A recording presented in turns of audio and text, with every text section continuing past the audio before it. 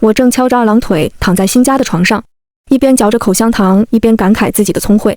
刚一穿来就赶上原主全家要搬到隔壁市。原主林朝琪死活不跟着家里人一起走，为了男主留在云氏，与亲人断绝关系，做尽坏事，最后惨死小巷都没人知道。原主不想面对这样的结果，灵魂出走。所以为了维护小说世界的稳定，我穿过来了，帮他改写人生。这事能有多复杂？我转学就好了呀，多么明智的选择！珍爱生命，远离男主。虽然我是一名恶毒女配，虽然我在穿过来时正踩着女主冯青青新买的粉色书包，手里还抓着男二陆流没来得及送给女主的情书，准备一起丢进垃圾桶，但我真的第一次做坏事啊喂！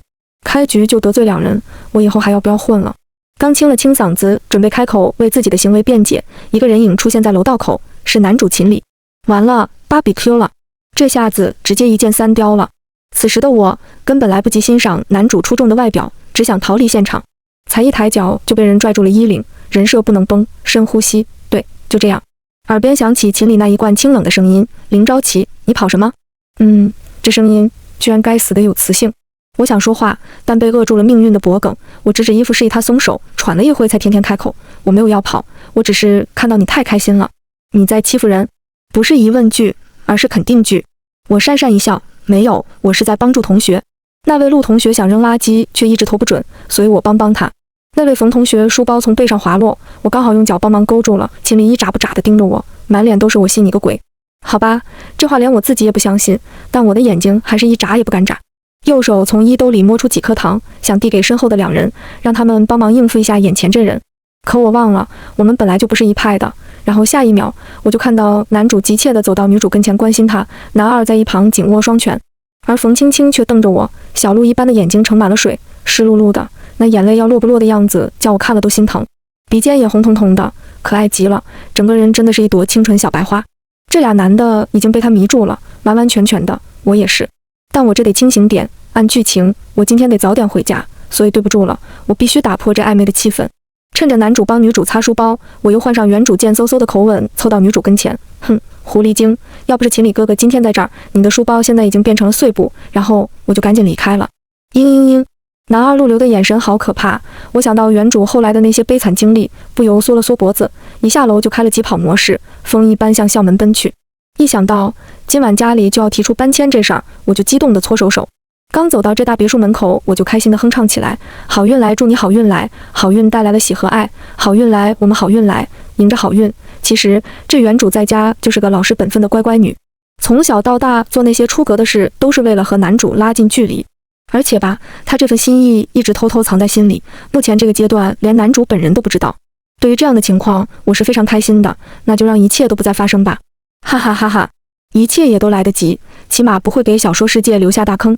反正恶毒女配那么多，我只不过是出现的最早，而且死的最早的那一个，多我一个不多，少我一个不少。刚一进门，一位温婉贤淑的妇人就走了过来：琪琪回来了，累了吧？快去洗手准备吃饭。我本人在现实世界里无父无母，对于这样的关怀还有点不太适应。想起原主留下的嘱托，我摘下书包，对着妈妈甜甜一笑：好，正吃着呢。我现在的父亲林峰在饭桌上就直接进入了正题。对于搬到江城这事，你们有什么想法？妈妈一边给我夹菜一边说：我觉得挺好的，去爷爷那儿，琪琪能受到更好的教育，咱俩也能更好的照顾老人。林峰一脸慈爱地把目光转向我。到我了，我放下筷子，在这激动的时刻清了清嗓子，才轻声开口：我都行，一切听你们的。这么完美的答案，多符合人设，符合逻辑，符合我想走的剧情，皆大欢喜。原主父母让我隔天就去办转学手续，我差点兴奋地叫出来：太好了，终于不用英年早逝了。果然，心情好的时候，一切都非常美好。我听到鸟儿在对我歌唱，看到花儿在对我招手，连风都是那么温柔。可是，好的心情似乎就是让人来破坏的。我还没进教室，就听到了冯青青那娇怯的声音：不要再打了，你们不要再打了，都给我住手！我让你们住手哦，有热闹看！我加快了脚步，正放书包呢，就看到一个壮壮的男生朝我走来：林姐，都按你吩咐的办好了。吩咐？什么吩咐？我又干了什么？我不知道的事。他侧开身子，露出一张布满淤青与红痕的脸。我定睛一看，嚯，这是男二陆流啊！这你们揍的？你让我们从上个月末开始每天放学揍他，昨天没赶上，所以今天补上。我平复着自己的呼吸，连忙摆摆手，让人把他扶起来。陆流却推开我小弟，自己扒着桌子坐上凳子。他双眼通红，还死死瞪着我，左手紧紧握住桌子边缘，右手按着肚子。我天，被揍了也这么帅啊！在心里连道几声罪过，调整好表情，准备安抚几句。他冷笑一声，紧接着就朝我吐了口口水，带血丝的那种。我靠！我靠！我靠！这我能忍。我立刻端起水杯，含了口水，准备吐到他的脚边。可谁能想到，这冯青青硬是要做他灰暗生活里的一束光，不仅毅然决然地站到他面前，还顺手推了我一把。我一个趔趄就忍不住喷出来了，温热的菊花茶一滴不剩的全喷洒在了二人身上。陆流眼里刚刚亮起的星星点点的光，好像被我浇灭了。完犊子了！我一整个傻住了。我的跟班开始给我鼓掌，大喊着：“玲姐威武，威武个球！我只是一个软脚虾呀！”我已经不敢动了。刚刚陆流只淡淡瞥了我一眼，我就觉得脖子后边凉凉的，然后只能就一动不敢动地盯着互相擦拭的二人，真的好像苦命鸳鸯啊！他们是鸳鸯，而我则是苦命。因为下一秒我就被飞奔而来的秦理撞开了，腰磕在桌角上，我的痛水懂啊！我疼得脚趾抓地，鼻涕也直直流了出来。看他们三人小剧场时，我只能一手揉腰，一手擤鼻涕，真尴尬呀！他们，哦不是我们4个。教室里的人越来越多，大家看起来是在忙手上的事，其实那眼睛都快瞥到后脑勺了。我感慨命运多舛时，预备铃响了起来。男主秦理也从对女主的心疼中抽离出来，满是气愤地瞪向我：“林朝琪，你给我等着！”哟呵，男主给我下战书了。女主的表情也不太好，一脸严肃地看着我。至于男二陆流，我不敢看他，不知道他是什么表情。毕竟我是深爱男主的女配，这个时候当然要一脸痛心加不可置信地看着男主。秦理哥哥，你居然为了他吼我，为了这个外人吼你从小一起长大的青梅，真没想到你居然会变成这样。我抹着眼角因腰疼沁出的泪花，一步一顿地挪回位置，然后趴在桌子上等着人来安慰。然而什么都没有发生，没有任何人来安慰我，因为我的小跟班被秦理警告了。原话是：你们要是再敢帮着林朝琪欺负人，我就让你们在这个学校待不下去。听听听听，多狂啊！但没办法，他比我们大1届，又有男主光环，确实有这个能力，所以我也不矫情了。可上课传个纸条总行吧？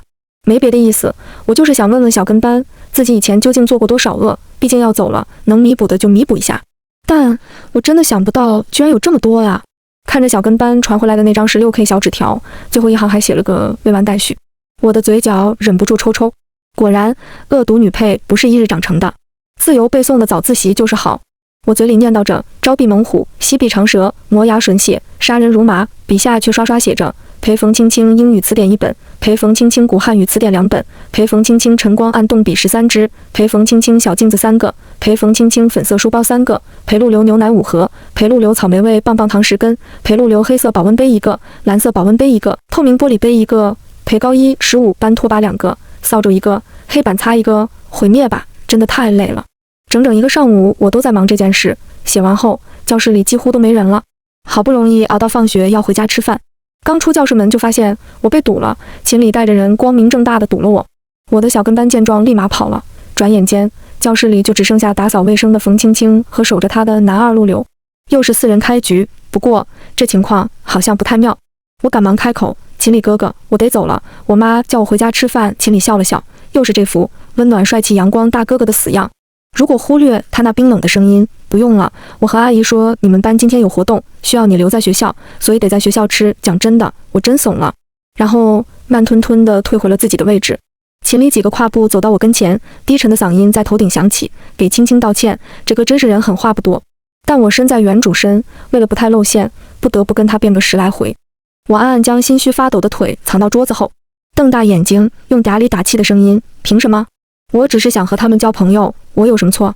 还有，咱俩从小一起长大，你为什么不向着我，偏偏向着这个白莲花？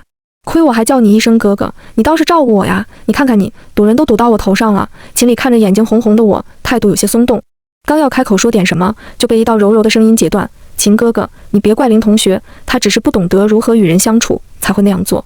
我相信，只要他多扔几次我的东西，多打小鹿几次，他就会懂得什么才是真正的交朋友。虽然我没钱，但是那些东西我可以努力买很多次，你送给我的，我也会尽量保护起来。小鹿他也很坚强，他应该还能挨得住打。”冯青青说着说着，声音就哽咽起来。秦理听到这些话，气到不行。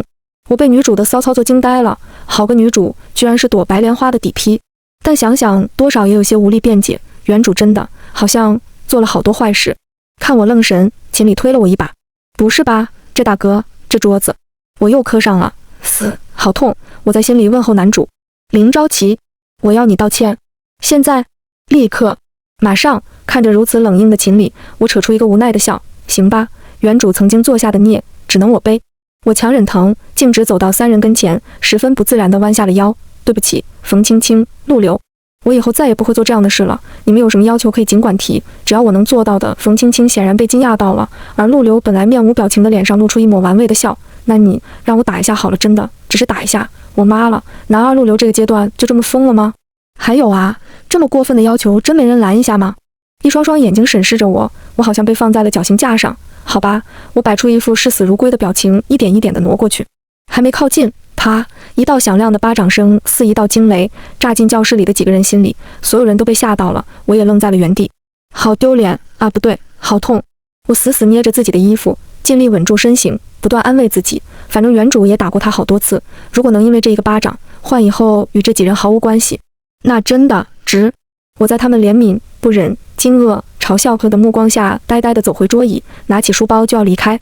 经过秦理时，看到他紧握的拳头，还以为他要给我出气，没想到他只是咳了声，就继续开口教育我：以后不要这么冲动，小姑娘家破了相总是不好的。还有，今天之内记得把以前弄坏的东西都赔给他们。我本来就疼得说不出话，这下是更是无语凝噎了。出了校门后不敢回家，怕原主家人担心，也不知道能去哪儿。在这样一个异次元世界里，第一次这么无力，又这么包子。找到一家快餐店，我点了杯冰可乐来敷脸，安慰自己，其实这样也挺好的，我就有了充足的转学理由，也不用担心人设崩坏。我不断给自己打气，眼泪却还是不争气地滑落下来，流到下巴上，最后消失在脖梗里。还是他妈的好委屈啊！我看着窗外来来往往的人群，才发现原来大家都一样渺小。为了活下去，我必须擦干眼泪，吞下这口气，重新生活。回到家，父母已经把东西都收拾得差不多了，他们在做最后的清点，谁也没发现我偷偷溜回了房间，洗脸、漱口、涂药。原主家超有钱，也是多少治愈到了我。我给2个保姆阿姨赔礼清单，请他们买齐后送到秦理家。处理完，我开始在房间里整理秦理送给原主的礼物。我原本打算扔了，想了想，找了箱子，把这些东西通通锁在里面，万一等原主回来了，给他留个念想，让他自己处理吧。3个小时后，我们一家3口登上了去江城的飞机。我真的太累了，还没起飞就睡了过去。醒来，天亮了。原主妈妈让我朝舱外看一眼，一瞬，我被迷住了。云山云海，有的深一些，有的浅一些，东边的天空透出了一丝红光，慢慢的，云被染上了色彩。我深深地伸个懒腰，一扫不快。新生活，我来了。10天后，我已经慢慢适应了江城的生活，气候宜人，空气清新，同学友爱，父母怜爱。周6的上午，我正翘着2郎腿躺在新家的床上，一边嚼着口香糖，一边感慨自己的聪慧，就听到了妈妈喊我：琪琪，你快过来，看看这是谁来了呀！我慢吞吞地起身穿上鞋，当看到客厅里夹着公文包的男人和提着2箱牛奶的秦理时，嘴里的口香糖突然不受控制地朝着秦理的脸飞了过去。我还没反应过来，妈妈就开始帮我解释，我家琪琪这是太久没见到小李，有点激动过头了。我一点不认同，这个口香糖是懂事的，它确实是有点私人恩怨在里边。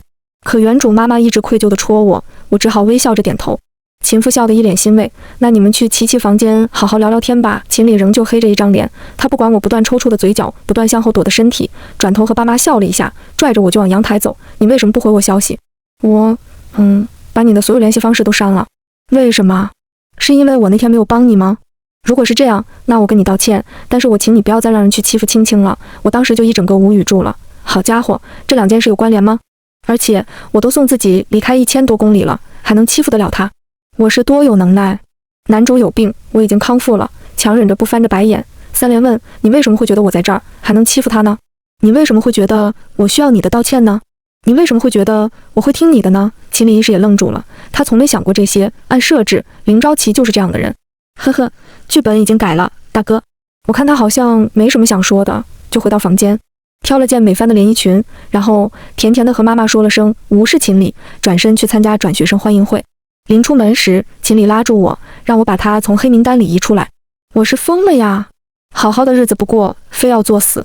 长得帅得多了，我的小命可就一条，我没那么不懂事。我淡淡睨了他一眼，躲瘟神一样从小跑道狂奔着离开家。小说世界里的3个月也过得这么快。江城的日子很滋润，除了秦理依就时不时地用他爹妈的手机打给我父母找我，一次次地质问我为什么不放过冯青青。我把冯青青的东西藏在了哪儿？尼玛，这个男主是不是作者写偏了？他其实是个脑瘫，都高3了还不知道要好好学习，满脑子都是我又如何欺负了冯青青。这个设定是不是不讲道理了？难道这就是小说世界的鸡肋之处？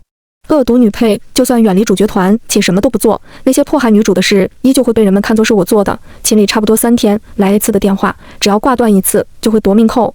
原主妈妈总笑着调侃说我们感情好，我每一次都用力反驳，却从来不敢在她面前接电话，怕她被发火的秦理吓到，毁了这个漂亮妈妈的粉红泡泡。我只能偷偷躲到房间里，刚开始还会给智障男主一遍遍解释，次数多了就把手机放一旁，听他说完立刻说句我真的不知道咩，你快去救他吧，你们赶快在一起吧。当我应付得越来越游刃有余时，秦理要疯了，因为他的电话频繁到跟诈骗团队抱团发力一样，多到可怕。我终于扛不住，刚上课就萎靡不振地趴在桌子上时，班主任看不下去了，一下课就立刻把我叫到了办公室。小玲，你最近是怎么回事？怎么看起来每天都像没休息好似的？我惧怕男主光环，本能的不想搭理，于是找了个理由，老师，对不起，我是转学生，上次大考考得太差了，我怕跟不上大家的进度，所以每天都做卷子做到很晚，这话是真假参半的，我确实怕自己考不好。啊，原来是这样啊。不过你不用担心了，学校要弄一个学习帮扶小组，咱们班的2个名额我给你留一个。班主任说的一脸振奋，好像已经看到了我光明的未来。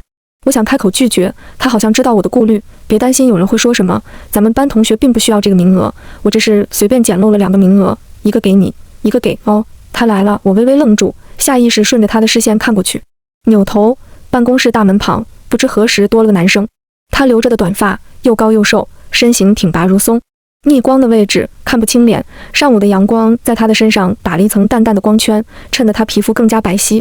我正感叹这男生清新俊逸，看清脸时就愣住了，原来是顾西木，书里的路人甲，我来江城后的小校霸。他看到我显然也是一愣，不是吧，那么屁大点事你还告老师了？看着班主任疑惑的表情，我轻轻拿手肘撞了他一下。你们俩有什么矛盾？我一下子变了表情，咧开嘴露出标准的8颗牙齿，没有，什么事都没有。顾西木也反应过来，哎呀，老师，我这个人您是知道的，一向喜欢乐于助人，我这不是想做好事不留名，怕新同学不了解我这性格，把我的英雄事迹宣扬出去。我再次被这人睁眼说瞎话的能力折服，正等着班主任揭穿他的真面目，却看到老师赞同地点点头，还拍了拍他的胳膊。我就知道你是个好孩子，只是学习不太好，没什么大问题。所以为了让你变得更加完美，我专门给你申请了个提高成绩的机会。老刘露出殷切的笑容，还朝我眨眨眼。那么从今天下午开始，你们2个就留下来和其他几个班的学习帮扶小组一起学习吧。顾西木立刻表现出一副感激不尽的样子，发表了几句肺腑之言后，就扭头叫我一起走。刚出办公室，他就双手插兜，仍旧是那副吊儿郎当的模样。不好意思啊，我以为你把那天我在上4楼时踩拖你鞋的事告诉他了。我无语地望了他一眼，毕竟你当时的反应可以说是很激烈，我一句对不起还没说出来，你一句卧槽，这男的把我鞋踩脱了就逗笑了大半个楼道的人。好好的帅哥为什么要长张嘴？我翻白眼，只想赶快回教室。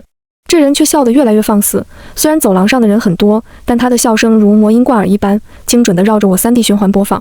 这书里就没一个像样的男人。常听人说知识改变命运，对于一个只想苟活到大结局的学生来说，还有什么是比学习更重要的吗？我想应该是没有的。讲台上的英语老师正准备讲上次的卷子，他按着眉心的手滑到镜框上，推了一下，眯着眼睛将视线扫向最后一排。先来说一下这次作文的情况啊。顾西木同学 ，stand up， 你来说一下上边这个短文改错里的 construction site 是什么意思？我一脸期待地注视着他，这人直愣愣地站了起来，露出那自信的笑容，紧接着就来了一句：老师，我不知道。我们的英语老师也不生气，好像早料到了这样的结果。我正在用尽全脸对他释放着各种鄙视。下一秒，好，很好。那么，请林朝琪同学来回答一下被点到名字的瞬间。我哗的一下站起来，尴尬的头都不敢抬，手也不知道该往哪儿放。同桌憋住笑，把手边的字典推了过来，又立刻摆正身子，不停地给我眼神示意。这有现成的答案我能不读？有现成的报酬机会我能不用？我一个自信甩头，一字一顿开口道：建筑工地。答对了。Sit down, please。我立马坐下，谢了同桌后，就挑衅地看了一眼顾西木，他却朝我笑了笑。讲台上的英语老师还在讲述，那么有意思的来了，这次的作文让你们写你们最想去的城市。咱们有同学呢，非常聪明。他把这俩词儿抄进去，写着我非常想去这个地方，因为这里有许多建筑工地。句子是没毛病的，但这么写是不是有点不太合适啊？我心想，你直接报他身份证号得了呗，大费周章的，还牵扯无辜的人，但还是好好笑啊！整个教室的人都被逗乐了。但是事情还没完，顾惜木轻咳了2声，就开始发表自己的观点。老师，我觉得这是没问题的。我觉得这个写作文的人非常有想法，他以后一定是想当一个包工头，才会想去这样一个地方。老师，我认为这样一个有梦想的人，我们不应该嘲笑他，而应该鼓励他，给他推荐更好的建筑工地。我和我的小伙伴们都惊呆了，半个哈噎在嗓子里。我努力想从顾惜木的脸上找出哪怕一点点不自然，却发现根本没有。这人脸皮这么厚的吗？这时，同桌拿笔戳戳我的手臂，让我看走到顾惜木跟前的英语老师。真的，看起来好笑啊！看着微微弯腰低头听老师讲话的顾惜木，我以为同桌是在嘲笑老师个子矮，正准备开口教育他几句。同桌小声开口：“你不觉得从这个角度看，小江老师的红色蝴蝶结好像戴在了顾惜木头上了吗？”我立马探出脑袋，哟，还真是！我已经想象出了扮成白雪公主的顾惜木，想着想着就笑出了声。全班的目光一下子聚焦到我身上，而我的战友同桌已经拿起笔在刷的不知道写着什么了，那样子就好像他们不认识我一样啊！白瞎了我那么多好吃的，我只好朝老师不好意思地笑了下，同时清楚地看到顾惜木的口型。他说：“你给我等着，今天顾惜木让我等他，我没理，直接跑了。”他拦住我说是有重要的事要说。他能有什么事？不能走，我索性就趴在桌子上写起了作业。不知不觉间，一份历史试卷已经写完，也不知道顾惜木什么时候离开的。教学楼里的灯忽明忽暗，楼道已经没什么人了。我拿着书包走在回家必经的小径上，念叨着顾惜木这3个字，把他诅咒了好多遍。可现在这是个什么情况？别人转角遇到爱，我怎么转角遇变态呢？眼前的男人看起来已经50多岁，他的大门朝我敞开，露出里面的物件。啊，好小啊！我下意识地想转身逃跑，腿却像灌了铅一样跑不起来。看着他一步步靠近，我连呼吸都变不会了，害怕时该发出的尖叫、怒吼也通通都卡在了嗓子里。我的脑子里闪过无数画面，整个人害怕的连眼睫毛都颤抖起来。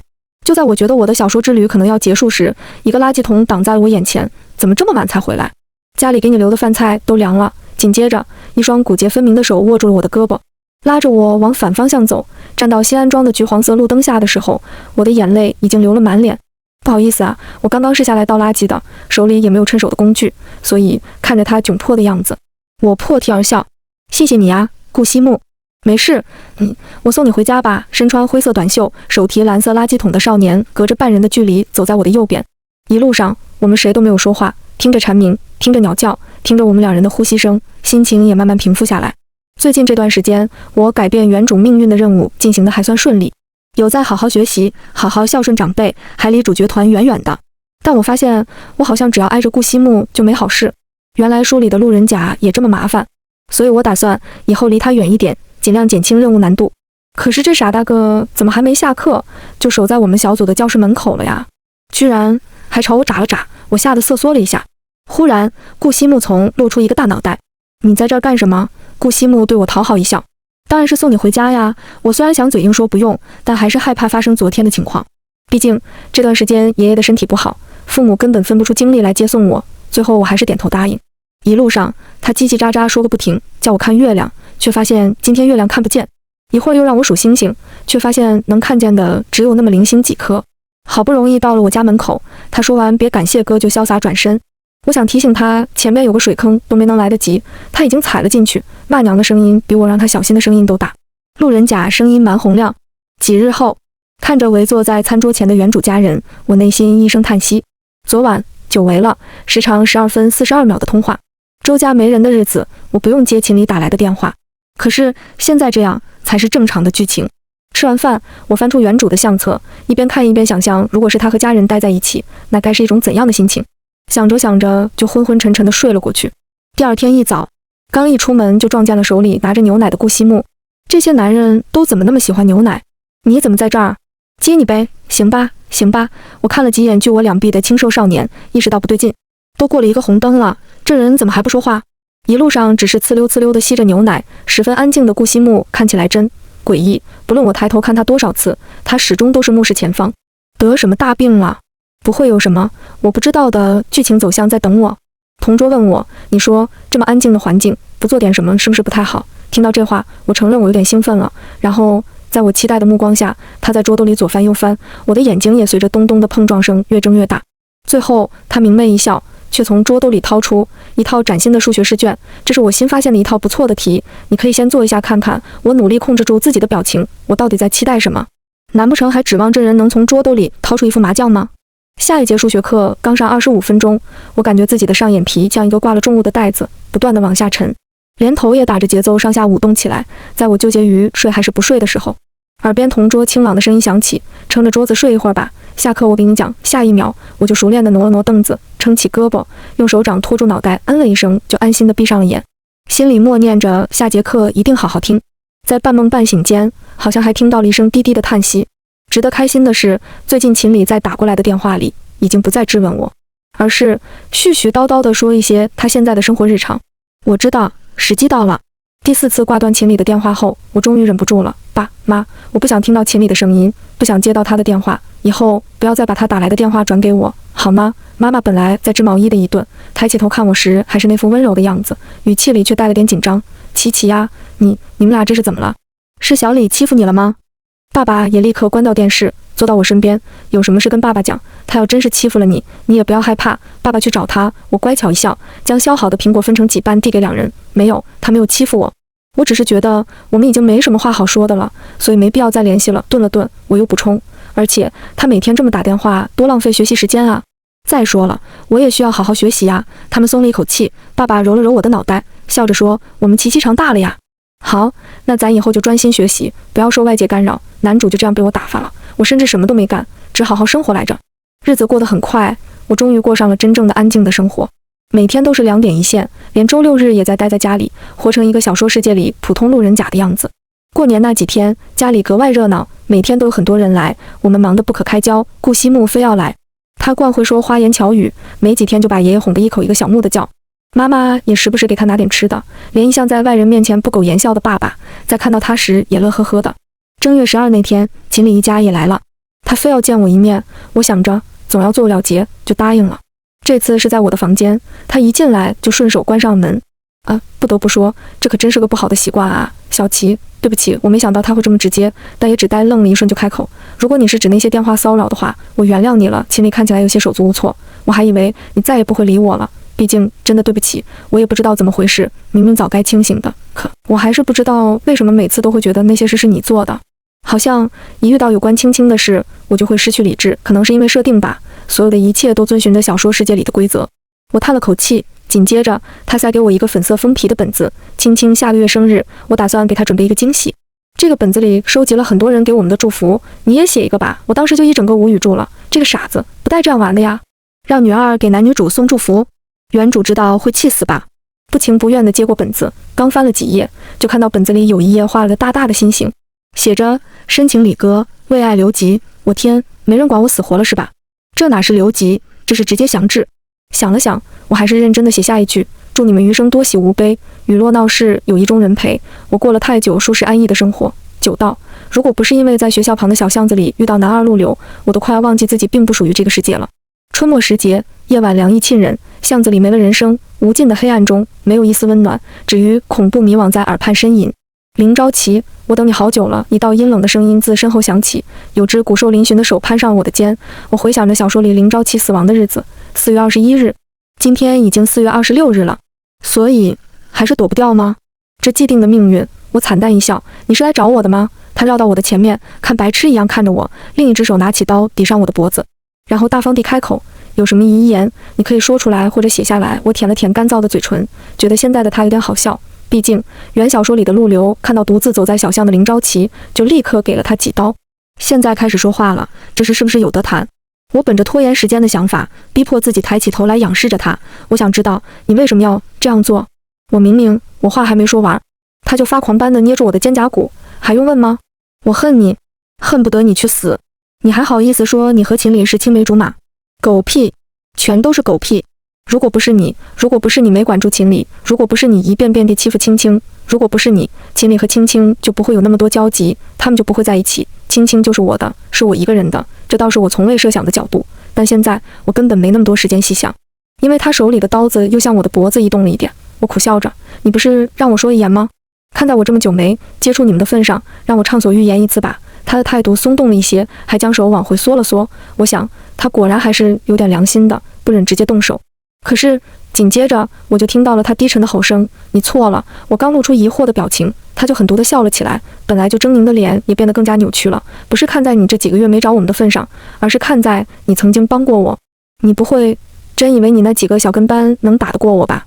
要不是为了让青青多关注我一点，你以为我会去挨那些打？我猜我现在的脸色一定非常难看。还有，你不会以为秦离每次都刚好能看到你欺负青青是一种巧合吧？你不会以为这几个月秦理的电话都是无缘无故打过来的吧？他的脸在我眼前一下子放大，近的可以看清他脸上细小的绒毛。他身上那股腐朽馊臭的味道钻进了我的鼻子，温热的气息喷洒在我的脸上，惹起阵阵战栗。都是我做的，都是我。林朝琪，为什么？你说为什么？每次奏完都让宋灿给我送药。林朝琪，你还真是可笑。我震惊了，瞳孔放大，嘴也微微张开。这些事我全都不知道。看着呆愣的我，他的表情逐渐由兴奋转向癫狂，无法压抑的喜悦不断冲击着那迷离的大脑，嘴里还好心情地哼唱起不知名的小调。看着如此疯狂的陆流，我真的害怕了，试探性的一步步后退，直到后背紧紧贴着墙，我才堪堪站住。他也没再靠近，而是像盯上猎物的毒蛇一样，目光牢牢地粘在我的脸上。我把发抖的手藏至身后，轻咳几声，试图控制住颤抖的声音。陆流，把刀放下吧。他讥笑地看着我，仿佛我说出的是什么天大的笑话。我努力回想着有关他的小说情节，无一例外，所有美好的部分都有冯青青的身影。我压低声音，循循善诱道：我想，冯青青一定不愿看到你现在的样子。他一次次地挡在你身前，是想让你少受一点伤害，少看一些这世间的阴暗面，做一个虽然冷漠但仍心存善意的普通人，而不是变成一个偏执可怕的疯子。可是这怎么够？怎么能表达我真实的心情？说着说着，我忍不住开始嘲讽他：多可笑啊！他被你牵连了那么多次，一心想保护你，却从来都不知道你也会反抗，会拿着刀架在别人脖颈上。他突然发疯般朝我扑了过来，扯住我的衣领，一下子将我压到墙上。他脖子上的青筋暴起，脸也涨成了猪肝色。你给我闭嘴！别说了！你知道什么？不是这样的。才不是这样！他大口大口喘着粗气，眼眶在不知不觉间早已湿润，目光所及之处位于朦胧。看着这样的他，我甚至恶毒地想着，要是在刚穿来的那天把他杀掉就好了，就不会有这么多麻烦了。但他刚才是羞愧了吗？我不再多想，忍住疼痛，学着他刚刚的样子，讥笑了一声。他也想被保护的，不是吗？可你只不过是个只会躲在他身后的胆小鬼，你活该被抛弃。伴着清风微微扬起，他的意识倏地一下忽然清醒，猛地抬起微微颤抖的手，而后团成团状，似乎是想对着我来上一拳，好发泄自己的怨气和愤怒。我屏息凝神，乘机把刚刚打开的辣椒粉对准他的脸扬了上去，而后跌跌撞撞地跑了出去。听着身后传来的鞋子与地面的摩擦声，我拖着疲惫的身子加快脚步，快了，就快到街上了。看着路灯下的熟悉身影，我才感觉到活了过来。顾西木显然也没想到我让他等的一会儿居然是这么久。我身体软软的就要瘫倒在地上，他急走几步，赶忙过来搀住我的胳膊，微热的手压在我的衣袖上，隔着薄薄的衣服布料贴着我的皮肤。我慌乱地开口：快报警！快！巷子里传出咚咚锵锵的声音，陆流举着刀追了出来，他的两只眼睛都眯着，脸上红色与白色交错分布，还有泪水不断涌出。眼看着他的身体东倒西歪的就要压下来，顾西木立刻抬起一条腿扫过去，将他推到一家早餐店的门上，然后赶快冲过去试图把刀夺下。我急忙拿起他留下的手机拨出电话，尽量让自己的叙述听起来清晰。那边的两人已经扭打在一起，警察很快就来了，四下是彻底的黑。顾西木从角落走出来的时候，光打在他身上，衬得满眼星子水清清的。我看到他脸上微微擦破了点皮，嘴角也破了，渗出丝丝血迹，胳膊上多出几道红色的伤痕，看起来刺目又狰狞。我正一脸担心地绕着他转圈圈，这人居然好心情地调侃起来，得亏我吃饭认真，长得这么高，要不然还压不住这小子。我眼泪就汹涌地落下来。陆流也被带了出来，他先是极力抬起手肘，让那点细碎的微光停在指尖，在确认手尖触感的温凉以后，迟来的亮度很快通过手臂转移到苍白的脸上，他的唇边勾起一抹锋锐的笑。林朝琪，你赢了，可是你能安心的一辈子这样活下去吗？不管怎么说，你都是霸凌者。我还没反应过来他的意思，就见他猛地弯腰，在被警察拉起来时，他的腹部已经插上了一把刀，满眼都是鲜艳的红。他一张一合的嘴不停嗫嚅着，我被震慑住了，但还是听清了他所说的。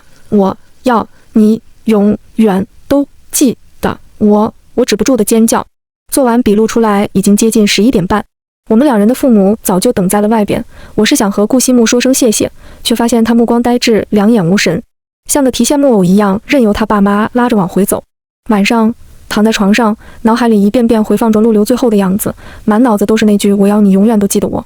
还有顾西木呆滞的表情，秦理又来找我了，带着一堆新鲜的教辅资料，还十分大方地送了我一套包含全科的网课。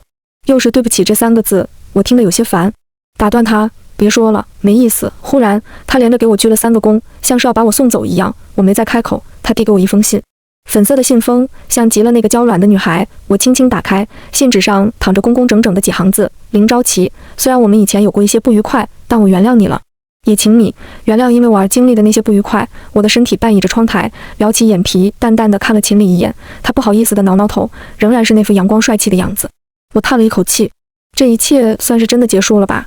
想起当时传输系统提出的2个要求，我就觉得好笑：一，帮林朝琪改变命运，做一个好人；二，不能伤害主角团。现在陆流死了，伤害反噬，我在现实世界的身体也碎成渣渣了吧？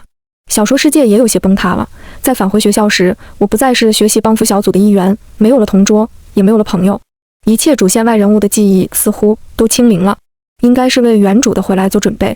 一个普通的上学日，眼看着天色渐渐暗了下来，大片的乌云压下，看着天空越来越浓重的墨色，我正要往雨里冲时，一道轻快的声音自雨幕中响起：昭昭，我先去借个伞，你就站那儿不要动，等我回来。大地朦胧，整个学校都被笼罩着，但我却清清楚楚地看到了站在雨里那神采飞扬的少年，是好久没有见到的顾西木。为什么他没有忘记我？在我愣神的这会儿功夫，顾西木已经折返回来，他迅速地抹掉脸上的水珠子，又突然笑出声来：别愣着了，一起回家吧。我被他眼里闪烁着的熠熠星光烫到，匆忙别开脸。后来系统告诉我，顾西木没有忘记你，是因为他被动参与了主线剧情。对此我是有点矛盾的，我把每天都当成最后一天，时刻准备着下一秒就回到现实世界里，一边极力减少和顾西木的接触，一边却在心里卑劣地祈祷着，再离我近一点吧。这个因我而存在的唯一的变数果然没让我失望。不管我怎样对他恶语相加，他还是每天都笑呵呵地来找我，不提那些不愉快的事，也不问我身边出现的那些奇怪的现象。那天他来找我，昭昭，我想了很久，还是决定带你来这儿。那天我也不知道你扔了那个女生一些什么东西，所以买了这些女生可能会喜欢的零食和文具用品。当然我没有责备你的意思，我只是害怕你一直陷在那段记忆里，你不想见到他也没关系，我打听过了，他们学校有课后服务，等会他出来了我就去帮你把东西送出去，然后给他道歉。他磕磕绊绊地说完这些，紧张的连看都不敢看我一眼，那漂亮的指节也被他自己捏得微微发白。我往前探了一下，左手直接招呼到他的头上，他愕然，显然是没想到我会这样做。不用了，我都还过了，而且他已经原谅我了。他紧蹙的眉头一下子舒展开来，嘴角高高翘起，声音又欢快起来，兴奋地嚷嚷着要把这些东西给我留下。这傻子，身为小透明的生活就是如此简单。脑残系统来烦我，一道机械的电子音在脑海中响起：抱歉，你现实世界的身体坏死了。果然没有最坏，只有更坏。几道滋滋滋的电流声过后，他又响起：还有，原主林朝琪不愿回来，又跑了，所以我给你申请了待在这儿的机会，期限是1辈子。细想了下，这算坏消息吗？好像也不见得。窗外的阳光洒进来，漏到他身上，变成了淡淡的圆圆的光晕。我撑起脑袋，凑到他跟前，轻轻开口：一起上大学吧。顾西木，番外顾西木。其实我一开始是被林朝琪的笑吸引，我想不明白，一个女孩子怎么能笑成那样。嘴角翘起，眼睛也弯起来，整个人脸一抬，马尾也跟着一甩一甩的，像我爷爷家养的小白猫，傻里傻气的。看着看着我就失了神，居然把他的鞋踩脱了。他一开口，跟我想象的完全不一样，我以为她会是个温柔的女孩子，很尴尬，但我们的交集因此变多了。久而久之，我也发现，其实她大多数时候都是不开心的，所以我搬到爷爷奶奶那儿，想离她近一点，还变着法子逗她开心，总绕在她身边叽叽喳喳说个不停。她的笑容好像变多了一点，说起来还挺好笑的。有那么几天，我以为她喜欢江学霸那一挂的，还试图装得高冷，可憋了没2天就不行了。我还是喜欢逗她。后来有人说她曾是施暴者，她大大方方地认了。我一时不知道该说什么，眼里心里全都是她认真的模样。看到那样无助的她，我居然也生出无力感，明明那么近，却又那么远，我该怎么办？想了好久好久，还是决定和他一起面对。看着他极力躲着，却又偷偷看我的样子，真的好气又好笑。虽然他好像藏了一个天大的秘密，不过谁还没个秘密呢？他也一定不知道，总叫自己路人甲的那个昭昭，在我心里早就拿到了女主剧本。今天是我们在一起的第99天，我在他新买的手账本里添了一句话：两情若是久长时，就像昭昭和木木，